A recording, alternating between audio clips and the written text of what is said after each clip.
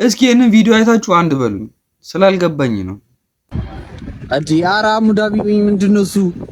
እንዴ ማስክ የሚያረጉ ቸከሶች ምናምን ብለህ ሰርተህ እንደኛ ተጨነቀን እኮ የምታውቀውን ነገር ንገረን። ይኸውልሽ ምን አለ መሰለሽ እዚህ ጋር እሺ፣ ጉንፋን የሚያማቸው ቸከሶች ውሃ ይታጠናሉ፣ መድኃኒት ይውጣሉ፣ ትኩስ ነገር ይጠጣሉ። ገብቶሻል?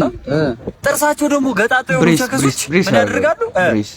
ብሬስ ያደርጋሉ ጥርሳቸው። ብሬስ የምታረጉ ማለት ነው መሰለሽ ዳቦ ቤት የሚሰሩ እንዲህ ምናምን እያላችሁ የምትሉ ስነስርዓት ይዛላችሁ። ጥርሳችሁ ገጣጣ ስለሆነና ይሸፋፈናሉ እና ለዛ ነው እንደዛ ብዬ ሰሩትሽ። ቆይ ዳቦ ቤት የሚሰሩ ቸከሶችና ማስክ ምን አገናኘው? ዳቦ ቤት የሚሰሩ ቸከሶች ማስክ የሚያደርጉት የሚሸፋፈኑት ዳቦ ላይ ፀጉር ጠብ እንዳይደበንሽ ማለት ምንም አልገባኝም።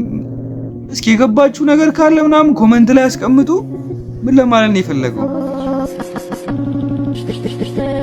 ብዙ አሰብኩ ግን አልቻልኩም።